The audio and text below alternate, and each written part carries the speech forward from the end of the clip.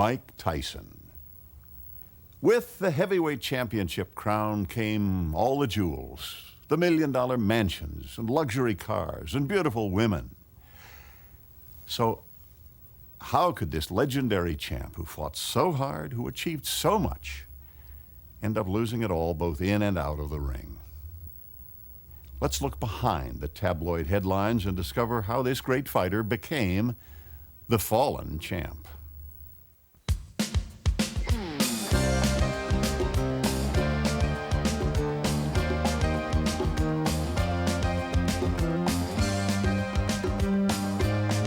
And Tyson was never meant to be a great champion. He didn't have the character.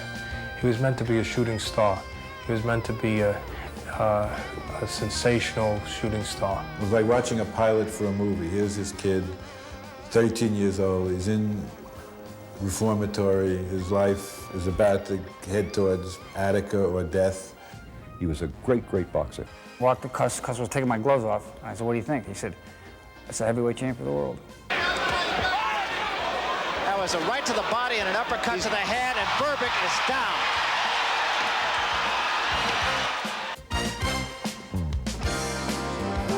And he's down again and in serious trouble. He cannot control his temper. Mrs. Tyson did not want to sign a domestic violence complaint. He was a womanizer. There's no other way to describe him. He loved women, and women loved him. And I was like, say, no, get off me, please, get off me. And he was like, don't fight me, don't fight me. And I think that Mike Tyson is unjustly incarcerated. I think in Mike Tyson's particular case, the due process was derailed. We got to put it back on track again. I was asked, after 3 years in prison, could Mike Tyson beat Lennox Lewis? And I said, Mike Tyson can beat Lennox Lewis after 3 minutes in the electric chair. And I still believe I'm the best fighter in the world.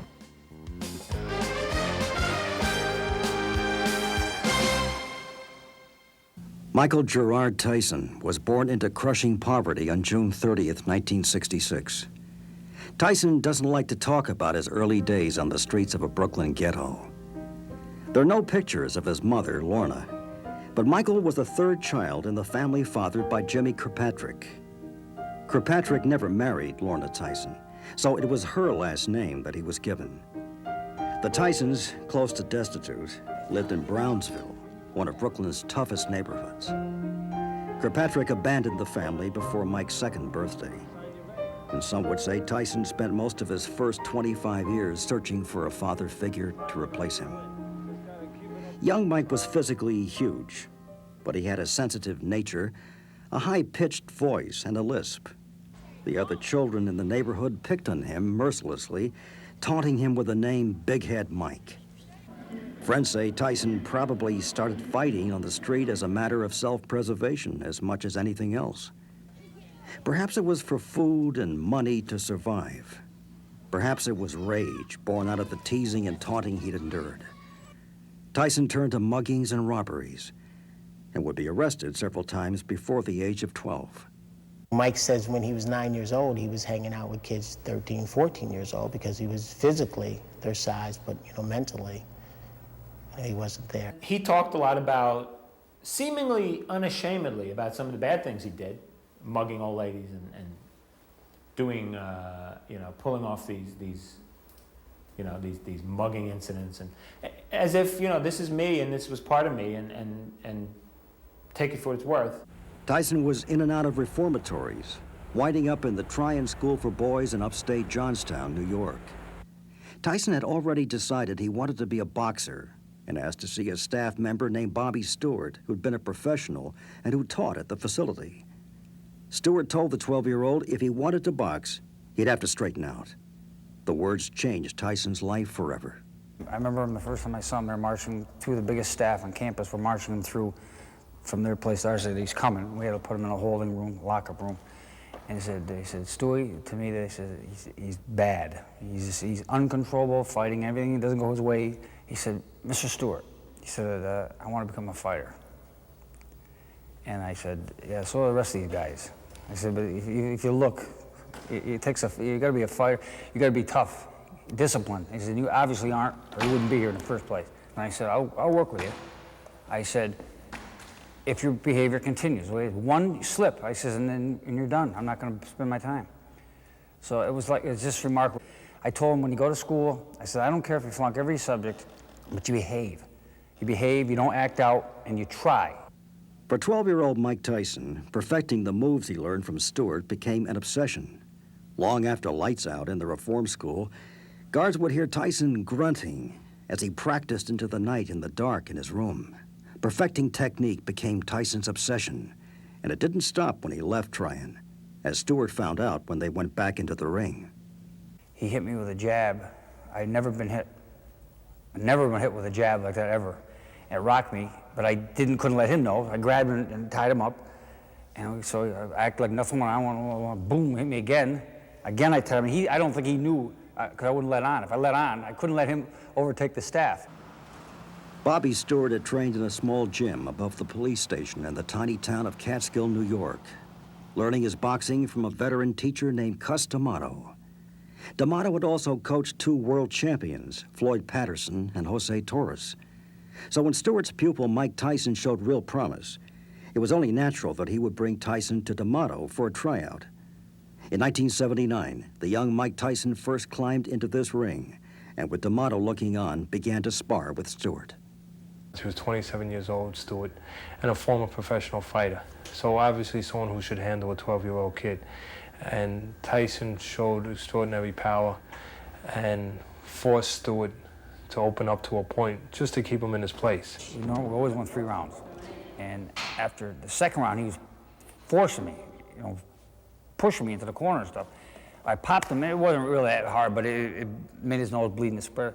He got a bloody nose, and after the second round, I told him I had seen enough. And Mike said, we never stop after 2 rounds. We always go 3 rounds. And I saw Cus look over at one of the old timers he was with, and I said, boy, I got his attention already. We went to the 3rd round. He was good as ever. And right there, I walked over to him, and I walked to Cus. Cus was taking my gloves off. And I said, what do you think? He said, it's a heavyweight champion of the world. At age 12, after a start that was far from promising, including crime, reform school, and no father, Mike Tyson's life suddenly had possibilities that didn't involve prison. Veteran trainer Cus D'Amato not only agreed to work with the young fighter, he took Tyson into the home he shared with Camille Ewald. The couple already had several young boxers living with them at the time. But when first offered the chance to live in the huge white house with its sprawling lawns, and when told he'd have a room of his own, Tyson couldn't believe it. He said, here's a kid coming out of a bad setting, going through a lot of stuff fast, moving in, a black kid moving in with I think they're all white people. It's hard to adjust. I mean, he was scared. When I first brought him down here, I brought him into Cus's driveway. He said, what's this? I said, this is where you're gonna stay. Me? What am I gonna do here? Take the garbage out? It was like watching a pilot for a movie. Here's this kid, 13 years old, he's in reformatory, his life is about to head towards Attica or death, and there's Cus, this then, 72-year-old old Italian guy from the Belmont section of the Bronx who's thinking his career was over. He had these 2 great champions in the 50s, Jose Torres and Floyd Patterson, and now he just was working with amateurs and delinquent kids, and he gets a new lease on life. Bobby Stewart brings him this unmistakable prodigy who's a monster in the gym. And I think that prolonged Cus's life and saved Mike's life. Tyson's new surrogate family was headed by D'Amato, who was already a boxing legend, having trained 2 world champions. When D'Amato talked, people in the fight business listened. Reporters and camera crews visited the small gym and Catskill home regularly. They saw that Tyson had immense potential, and they noticed he wasn't the typical rough street kid. Mike was shy. He was quiet. He was affectionate. He would come up to Camille in the kitchen and give her a hug, or even with the other boxers. And in the documentary that we made, there's a time when he takes this kid, Frankie, and just goes like this with him. And he could be playful, and he could be moody. He'd be, sad some days, happy others. And he was very determined about the way he was in the gym. He had a lot of concentration in the gym. And he was very fast. when you walk into the house, there's a kitchen table, and there's like a bench. It's further that goes around this room. And Mike is sitting there. And I look at him, and he's glaring at me. I look at this kid, and I thought he was probably like 18 or 20 years old. And then when they told me he was only 13, I just couldn't believe it. I love boxing too, and I like doing it for myself. But I feel so bad, like if anything go wrong, when I look sloppy, so many people that, help me and everything to get me up here, and I just don't want to let them down. I can remember Mike asking me to borrow my bicycle.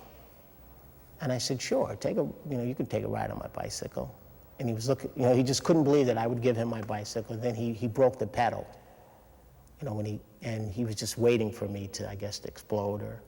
And when I said, don't worry about it, Mike, it's no big thing, it's just a pedal. And you could just see, he was just shocked that someone, would do things like that for him.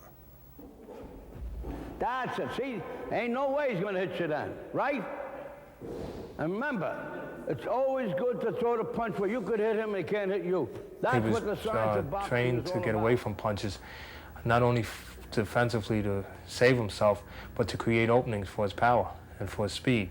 And he was taught that specific style, to elude punches, to slip the straight, and to weave the round, and to explode punches in the opening. I remember Coach showing him how to throw the uppercut with the proper snap. And Mike would come right over here in the mirror and just practice it for round after round. With D'Amato as the teacher, Tyson became an obsessive student of boxing. Not just technique, its history. While in the gym, he practiced D'Amato's peekaboo style, fighting with one's hands high, as if in a defensive screen. At home, he would spend even more time practicing moves, as he had late into the night in the reform school. And his spare time would be dedicated to studying old boxing films of fighters like Henry Armstrong and Jack Johnson. He studied the fighters. He studied their mannerisms. He became a boxing expert. He knew more about boxing fights than almost any human being alive. That's it, there you go. Now you got, again. Who's the last guy to stop? Time. Teenaged Mike Tyson had found something at which he could excel, and for which he would win praise and recognition. But flashes of his life on the street shone through. If I think about where I'm going to hit him and how many times I'm going to hit him, I have everything planned ahead of time. And if I hit him in the body once and I see that hurts, I'm going to hit him in the body at least 20 more times. And then if he's still up after the 20 more times, I'm going to hit him to the head. Well, he was like a sponge. He first of all, part of what makes a guy a good student is their assets, physically and mentally. Great physical assets, obviously. Speed, good reflexes, power, and he had an innate intelligence, which we later found out. But one of the great assets and qualities you need to be a good student is interest. I remember he was about 17, and I went up to his room in Catskill, and I said, well, what fighters are you watching now? What fighters do you admire? And he started to talk about Rocky Marciano, Tony Canzoneri, and Carmen Basilio, 3 white guys. And I said, well, why are you studying them? And he says, they all had short arms, they all had to fight guys taller than them, and I want to learn from them how to get inside and overcome a reach disadvantage. I can remember one day we were sparring, and he hit me with just this ungodly body shot, and it knocked the wind out of me. And I was saying to myself, if he throws another punch, I'm falling down, And I was like, the only thing I could do would feint a punch. And then there's a light here that shows when the light came on, I come walking to the corner, and I could barely breathe. And I can remember Teddy saying something to me, and I'm like, I can't catch my breath. It was just so powerful. I remember there were guys from Albany who were very experienced amateur fighters. They'd come down once or twice, spar with Mike. Gone. You would never see them again. Tyson chose a nickname, the Tan Terror, and started winning a series of fights. The victories, generally by quick knockouts, started making the local papers. But his growing reputation caused him problems. It became hard to find anyone to step into the ring with him in the local boxing cards known as smokers. They'd go down to the Apollo Boxing Club in the South Bronx, and they would have lots of fights there. Nobody would fight Tyson. He was 15 years old. Nobody wanted to get in the ring with him. Sometimes when Cuss would have the professional sparring partners come up to the gym, they would let Tyson go a few rings with him. They didn't want to fight with him. In '83 and '84, when he graduated to the senior division, where he was fighting men. He would be fighting men that, you know, and he was beating them. Tyson was undefeated in his early amateur bouts, going to the Junior Olympics and dispatching 5 opponents in record time, 4 by knockouts. It was the first step on the way to every boxer's biggest goal, making the Olympic team.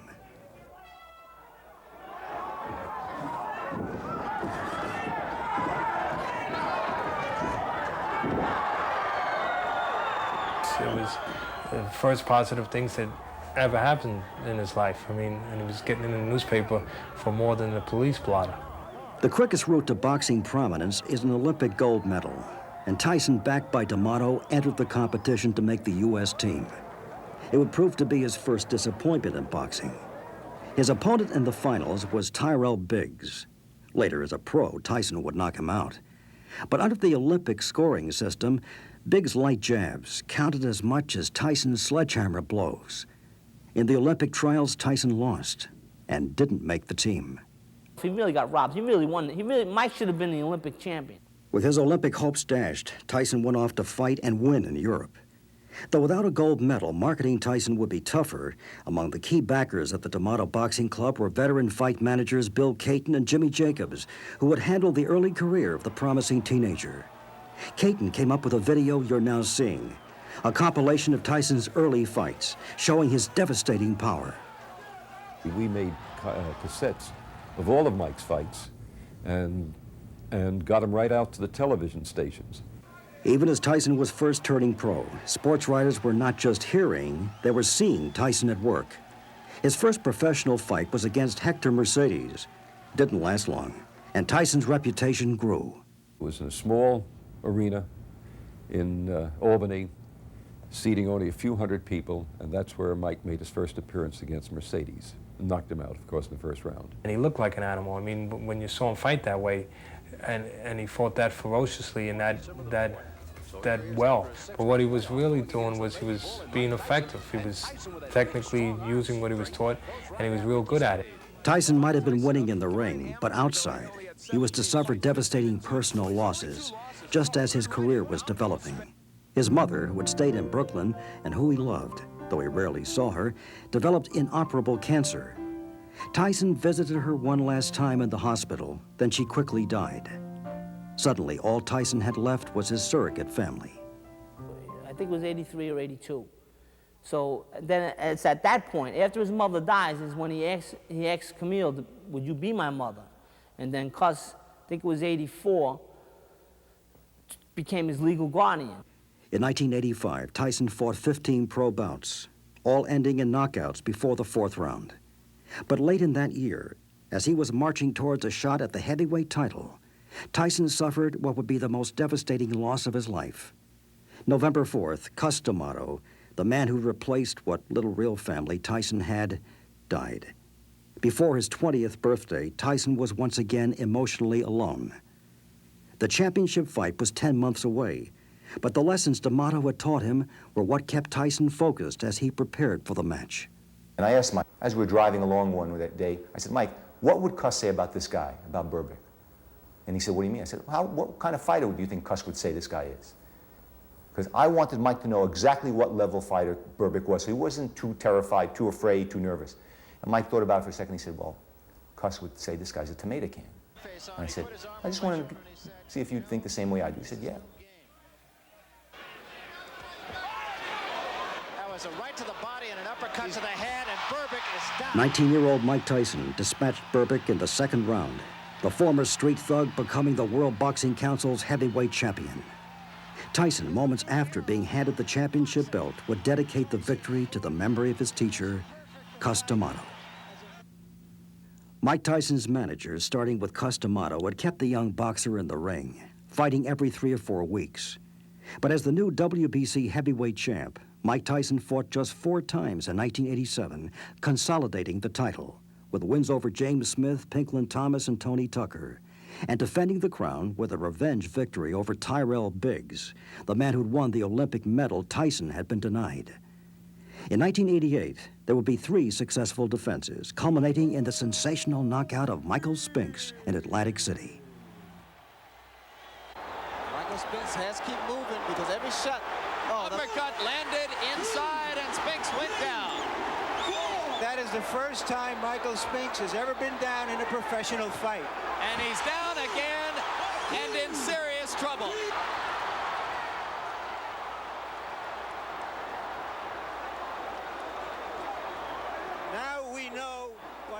But Mike Tyson, the shy kid from Brooklyn with a lisp, had discovered women.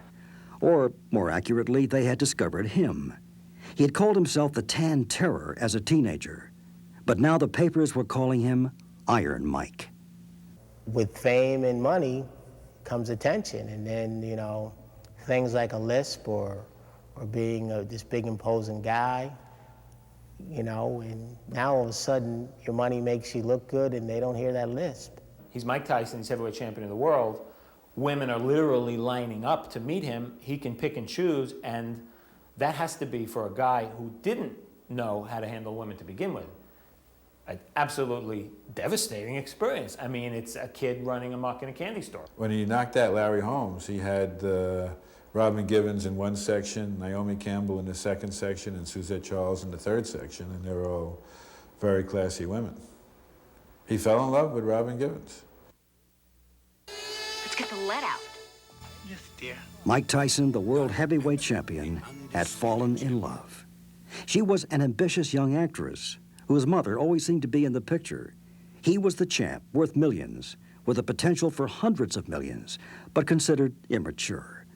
The match seemed improbable, but the relationship blossomed suddenly. Wow, this is great. Unbelievable. I'm with Robin Givens, the star head of the class. She had gone to Sarah Lawrence. I think she was higher class than he ever thought he would obtain. And I think one of Mike's weaknesses was that he always had very low self-esteem. We fight Larry Holmes. I'm not exactly sure how it went. Before the fight or right after the fight, Robin Givens tells Mike Tyson that she's pregnant with his baby. Ruth Roper gets on the phone to Jimmy Jacobs and Bill Caton and says, your fighter has made my daughter pregnant. I want him to marry her. Mike Tyson and Robin Givens were married on February 7th, 1988. Givens would announce she'd had a miscarriage shortly thereafter. Despite that, there were hopes in the Tyson camp that the marriage to the actress would work out. Of course, the idea of Mike being married was something that appealed to me. I felt it would give him a certain stability. He was a womanizer. There's no other way to describe him. He loved women, and women loved him. And I felt that this was a good step. I was all in favor of his marriage. The tabloid headlines were still to come. The published reports of fights in the Bernardsville, New Jersey mansion Givens and Tyson had bought. Tyson, though, was already telling his friends that the marriage wasn't working. And those who spent time with Tyson daily saw a dangerous trend, with Robin Givens and her mother taking over. He beats Tubbs. On the plane ride back, Robin Givens and Ruth Roper announced, I'm Mrs. Tyson. Everything goes through me. And they start spending his money. Before they got married, she was terrific. She was kind, she was warm, she was considerate. But once they got married, she announced, I'm Mrs. Mike Tyson, and I'm taking over. And when I heard that, I knew we were in trouble. I knew Mike was in trouble. I said, this is going to be bad. This is bad. This is bad. And from then on, she tried to pull him away. And in Tokyo, in '88, after 1 month of marriage, he came in the room one day and started crying. And he put his head on my shoulder. I said, what's the matter? And he said, I made a mistake. I said, what? He said, I shouldn't have gotten married. This is bad. I shouldn't have got married. I said, Mike, everything's gonna be okay. It's gonna be okay. I was wrong. I was wrong. Just how wrong was becoming clear. Tyson and Givens were driving one of his Bentleys when they started arguing.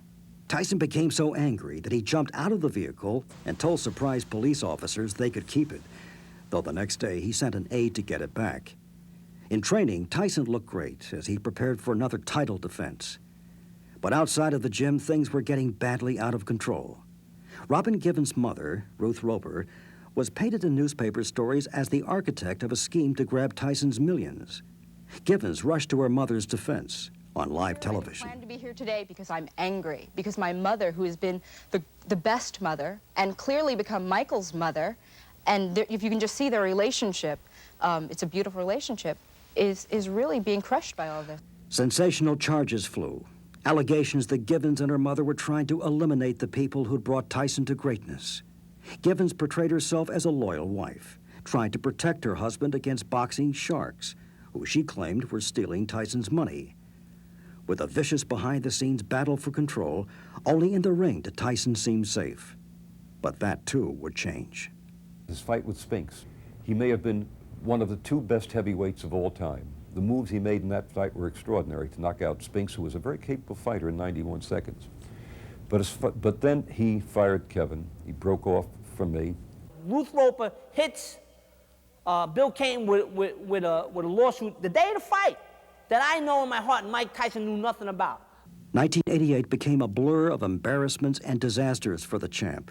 Just 2 months after the triumph of the Spinks fight and the break from his longtime manager and trainer, Tyson was arrested after breaking his hand in a street brawl with Mitch Green, a boxer he'd beaten 2 years earlier in the ring. The argument had begun inside a boutique in Harlem. Green, verbally, hit directly at Tyson's weak spot. He's a young, dumb knucklehead that got to ask his wife for permission to do whatever he do. You understand what I'm trying to say? Mitch Green wasn't the only one saying it. And it seemed Tyson would have to choose between his old friends and his new wife. Robin Givens was saying his manager, Bill Caton, had cheated him, that he needed to change the people handling his career. What wasn't widely known was that she and her mother had been getting advice from Don King, the colorful and controversial boxing promoter. King is painted by Tyson's early friends as one of the principal villains in the story. And it was almost as if Robin Givens was the jab that set him up for the right hand of Don King. I'm a controversial figure because I succeed in spite of, not because of. Many people that have been beleaguered with the problems that I've been assaulted and assailed with would have been gone a long time ago. They wouldn't even be here. Don King had become Tyson's new father figure. If Tyson had spent his life in search of someone to replace the dad he'd never had, friends say, starting from when he was very young, often his choices didn't work out. When you're out in the street looking for guidance, who do you get it from? It's easy to get attached to people. Sometimes you realize later in life that your friends were really your worst enemies.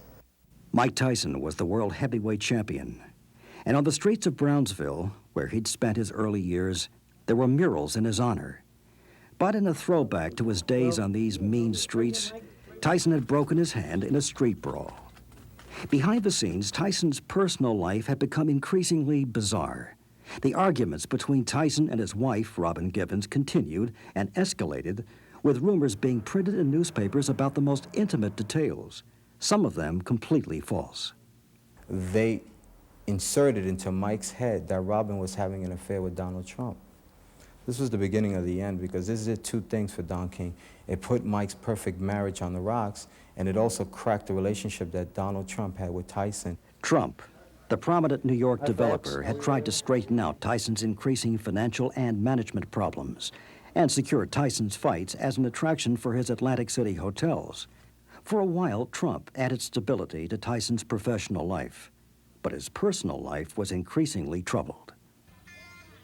September 4th, 1988, Tyson was raced to a hospital after he smashed his wife's BMW into a tree. Robin Givens rode in the ambulance and almost battled with photographers trying to take Tyson's picture. Give the guy a break, okay? Give him a break, damn it! Give him a break! But a newspaper claimed Tyson had attempted suicide after another argument with Givens. So if anybody wants to kill himself, would he hit the side of the car? He would go straight for the tree. He went on the side of the car. It's scary because I was standing right over here. I knew it wasn't Mike trying to commit suicide. What I did know is Mike can't drive at all. Mike just can't drive, so I just brushed that off. That was so silly. Why didn't he try it again with another BMW? Had 25 cars. So it was so silly, it was ridiculous. Michael is intimidating, to say the least. I think that there's a time when he cannot control his temper. His temper wasn't the only thing getting out of control. Tyson and Robin Givens appeared on the ABC program 2020, and Tyson sat there docilely as his wife ripped him apart on national television. But the most damaging line about the world champion was yet to come. Michael is a manic depressive. He is. I mean, that's just a fact. And just recently, I've become afraid. I mean, very, very much afraid. I like to raise hell, I mean, because that's basically my nature.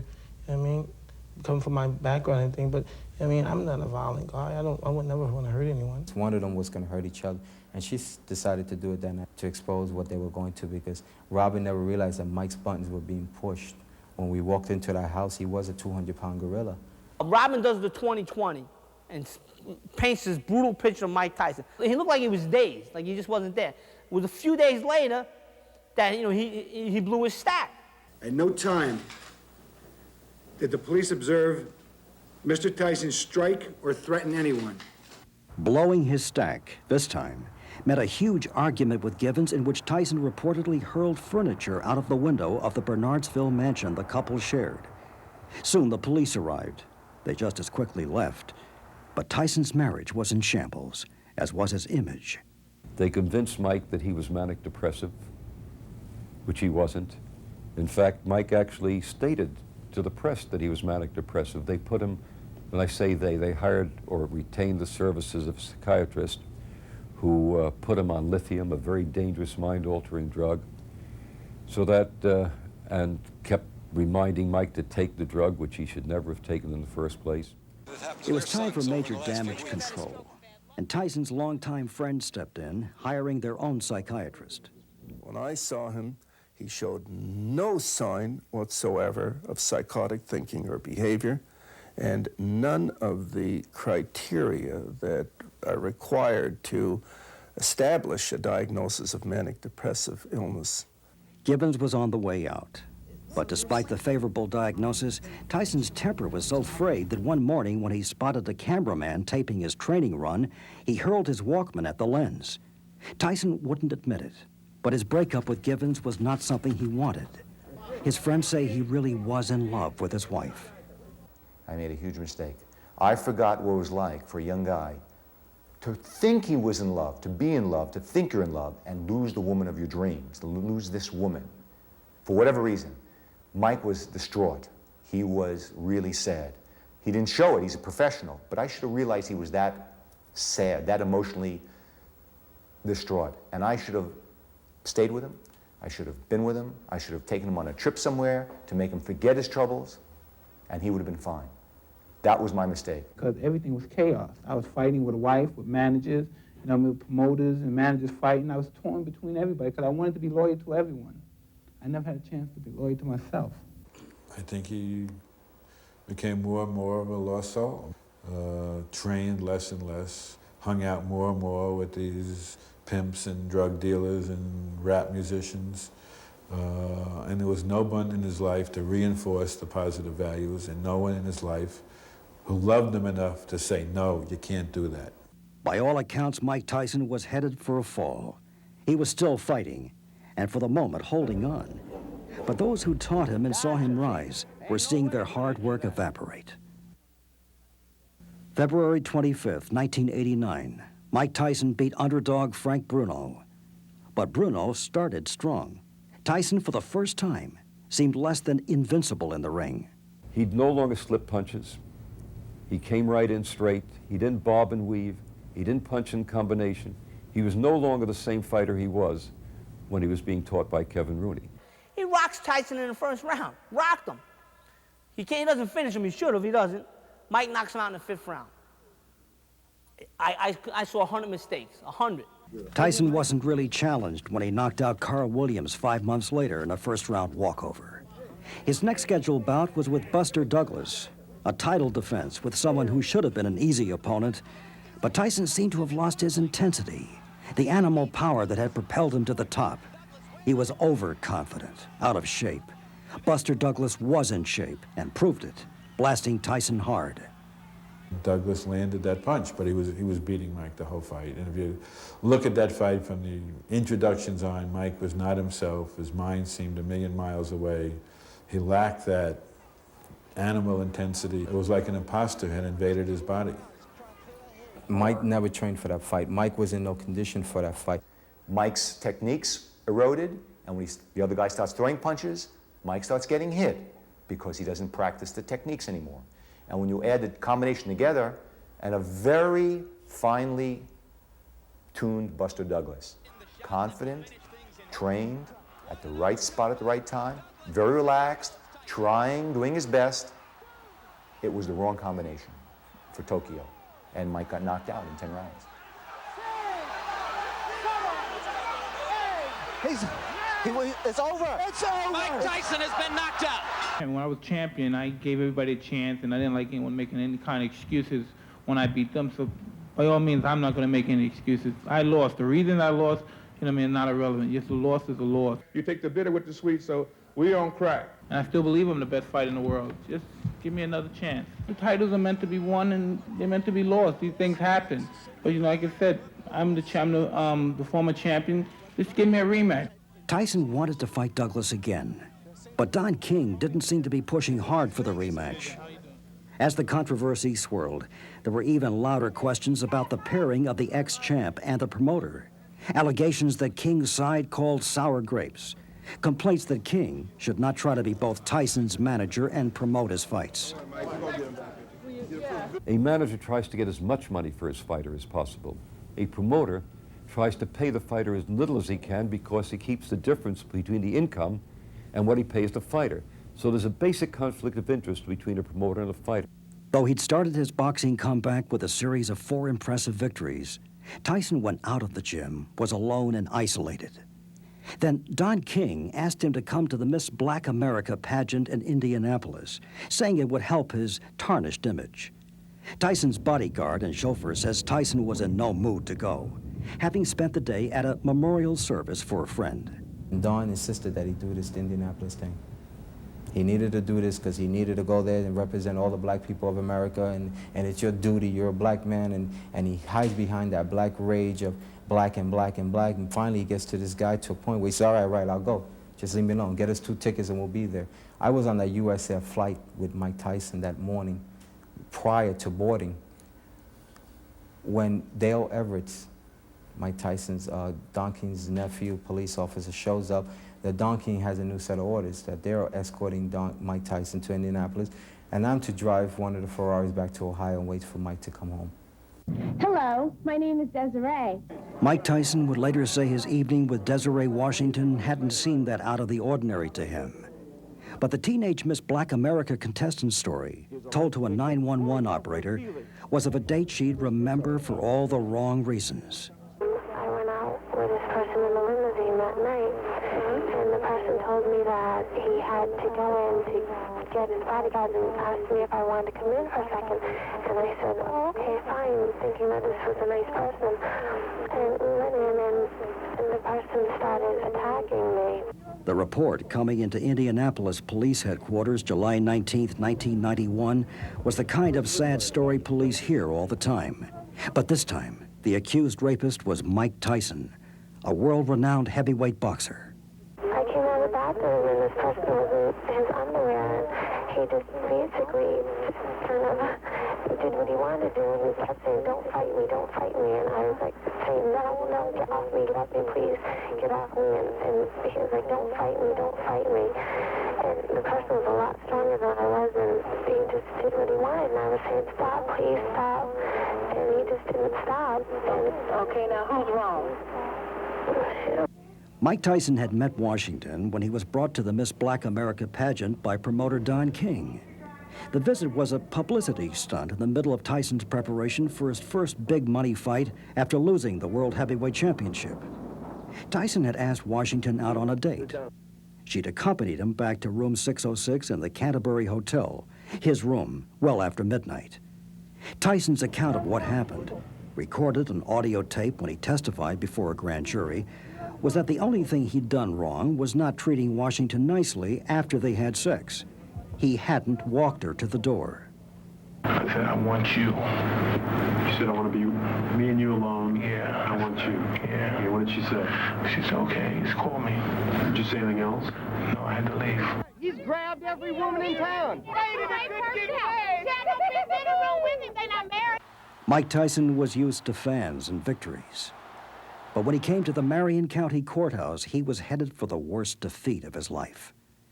Tyson would see what was left of his glory stripped from him, as a jury of 8 men and 4 women convicted the former world heavyweight boxing champion of rape. Sentenced to 6 years in prison, Tyson was led away in handcuffs. He's been convicted beyond a reasonable doubt. He's a convicted felon. He's a rapist. He needs to go to penitentiary like everybody else does. Every minute that Mr. Tyson is in confinement is a minute of It had injustice. been more than half his lifetime since young Mike Tyson had spent his time behind bars, and Tyson's attorneys battled, unsuccessfully, to keep him out of jail pending an appeal. But the conviction on rape charges proved more than a legal knockdown, and it sounded as if it might be the final bell. Mike Tyson seemed to have destroyed himself as spectacularly as he'd burst upon the scene. Tyson was never meant to be a great champion. He didn't have the character. He was meant to be a shooting star. He was meant to be a sensational shooting star. But halfway through his sentence, in an interview, Tyson said that when he emerged from prison, he'd fight again. And he declared he isn't upset with a woman who had accused him of date rape. I'm not angry at it. I just despise the actions. Welcome to Larry King Live. Tonight on our King Size Week, Mike Tyson. So there's no bitterness? Or is there? I'm not bitterness, but, this is one time I would like to have a little revenge. You know what I mean? I always go from this perspective. Whatever happens, you know what I mean? And sometimes you hit me with your best shot, and we see how I handle it. But when the same thing happens to you, you must always remember never to take it personal. I never take this personal. Tyson's friends say it was the completion of a tragic circle. Tyson was totally alone. The key figures in his life were gone, just when Iron Mike needed them most. If any lesson that Mike Tyson has taught me, as my experience, is that money cannot buy you happiness. It can only buy you time until you realize that you're not happy. And that's the question here. He wasn't happy. When those boxing lights went out in those rings and everybody got a cut of their millions, and I was still sitting with the same guy who I met 6 years ago, who had no friends, no interests. But my situations of my life have to be conducted totally different than it was before. The Mike Tyson that was out there before conducting business was just a child. I wanted to tie it. I was just 20, just turned 20. I wanted to tie it. I was just a child. And I left, I had no chance to cultivate myself. Because if I did cultivate, I didn't cultivate in the proper direction because everything was chaos. In prison, Mike Tyson says he is a changed man. He has converted to a new religion, Islam. But he's fallen back to an old belief about those around him. I believe everyone that's involved in my life, one day or the other, would betray me. I believe that. I totally believe that. Artist Leroy Neiman is one of those who visited Tyson in jail. He's smaller, lighter, but he's clean. His complexion is clean, and his eyes are just completely pure and clean. He listens, he's sharp, he's relaxed. He's counting the days, I guess. The greatest country in the world, man. This is America, baby. Okay. Don King was facing his own legal troubles, having just been indicted for insurance fraud when he was asked about Tyson's future. What do you think he can come out and fight and win? Yes. Yes. I've been robbed and abused and taken advantage of all my life and lied to. I'm not going back into that same predicament again. You know what I mean? Eventually, I'm going to have a family, and I'm going to have children, and I have to set an example for that. I'm a specialist in it. I'm just a specialist. There's no doubt about it. And Allah forgive me for being vain, but I'm just expressing the fact I'm the best in what I do. I'm just the total best. There's guys out there that are great. They're great fighters, but they could do anything else. This is all I want to do. The youngest and new WBC heavyweight champion of the world, Michael Tyson. Will Mike Tyson make a comeback? Some say his time spent in the Indiana Youth Detention Center has only served to make him hungrier and more willing to do whatever it takes to regain the glory of his past. But whether or not Mike Tyson ever becomes champ again, there's little doubt that boxing promoters around the world will see his return to civilian life as an opportunity to stage some of the biggest, most lucrative boxing matches of all time. When Tyson is released, they'll be waiting.